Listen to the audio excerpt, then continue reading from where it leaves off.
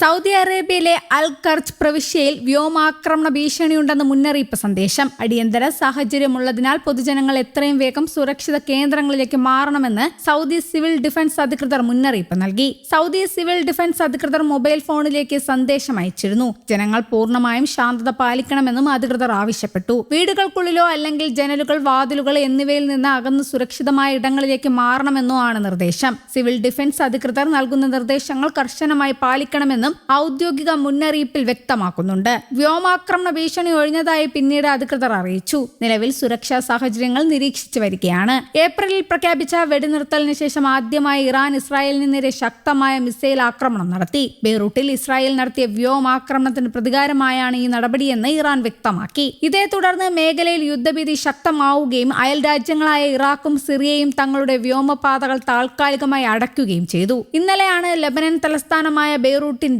തെക്കൻ മേഖലകളിൽ മുന്നറിയിപ്പില്ലാതെ ഇസ്രായേൽ ആക്രമണം നടത്തിയത്. ഇതിന് തിരിച്ചടി നൽകുമെന്ന് ഇറാൻ ഭരണകൂടം മുന്നറിയിപ്പ് നൽകിയതിന് തൊട്ടു പിന്നാലെയാണ് ഇസ്രായേലിലേക്ക് മിസൈലുകൾ തൊടുത്തത്.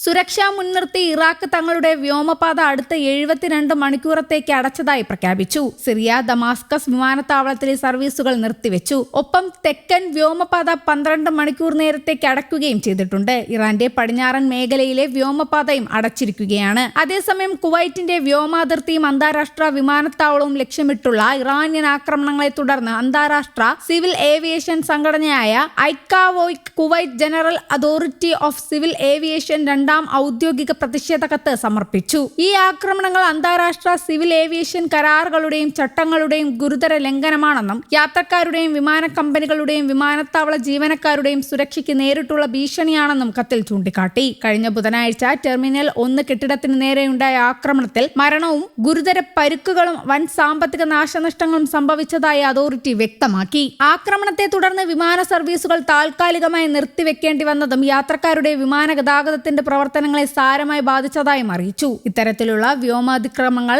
ആവർത്തിക്കാതിരിക്കാൻ അടിയന്തരവും ശക്തവുമായ നടപടികൾ സ്വീകരിക്കണമെന്നും ഉത്തരവാദികളായവരെ അന്താരാഷ്ട്ര നിയമങ്ങൾ പ്രകാരം ഉത്തരവാദിത്തത്തിന് വിധേയരാക്കണമെന്നും കുവൈറ്റ് ഐക്കാവോയോട് ആവശ്യപ്പെട്ടു. കുവൈറ്റിന്റെ പരമാധികാരം, ദേശീയ സുരക്ഷ, വ്യോമാതിർത്തി, സിവിലിയൻ സൗകര്യങ്ങൾ എന്നിവ സംരക്ഷിക്കുന്നതിനായി അന്താരാഷ്ട്ര നിയമങ്ങൾ അനുവദിക്കുന്ന എല്ലാ അവകാശങ്ങളും രാജ്യം നിലനിർത്തുന്നുവെന്നും DGCA വ്യക്തമാക്കി. ഇസ്രായേലിനും ഇറാനും ഇടയിൽ സംഘർഷം കടുക്കുന്നതിനിടെ ആക്രമണം അടിയന്തരമായി നിർത്തണമെന്ന ആവശ്യവുമായി US പ്രസിഡന്റ് ഡൊണാൾഡ് ട്രംപ് രംഗത്തെത്തി. ഇരുപക്ഷവും വെടിനിർത്തലിന് ആഗ്രഹിക്കുന്നുവെന്ന് ചൂണ്ടിക്കാട്ടിയ ട്രംപ് നിലവിൽ പുരോഗമിക്കുന്ന അന്തിമ സമാധാന ചർച്ചകൾക്ക് തടസ്സം സൃഷ്ടിക്കരുതെന്നും ആവശ്യപ്പെട്ടു. ഏപ്രിൽ 8 നിലവിൽ വന്ന വെടിനിർത്തലിന് ശേഷം ഇസ്രായേലിനും ഇറാനും ഇടയിൽ പുതിയ പോർമുഖം തുറന്നതിനിടെയാണ് ട്രംപിന്റെ പ്രതികരണം. അതേസമയം ഇസ്രായേലിനുള്ളിൽ നിന്നും ഇറാനു വേണ്ടി പ്രവർത്തിച്ചു എന്നാരോപിച്ച് ഒരാളെ ഇസ്രായേലി പോലീസ് അറസ്റ്റ് ചെയ്തു. ഇയാൾ ഇറാൻ രഹസ്യാന്വേഷണ ഏജൻസിക്ക് വേണ്ടി പ്രവർത്തിച്ചുവെന്ന് അധികൃതർ അറിയിച്ചു. ബാറ്റ് യാമിൽ നിവാസിയായ ഒരു യുവാവാണ് മെയ് മാസം അറസ്റ്റിലായതെന്ന് ടൈംസ് ഓഫ് ഇസ്രായേൽ റിപ്പോർട്ട് ചെയ്തു.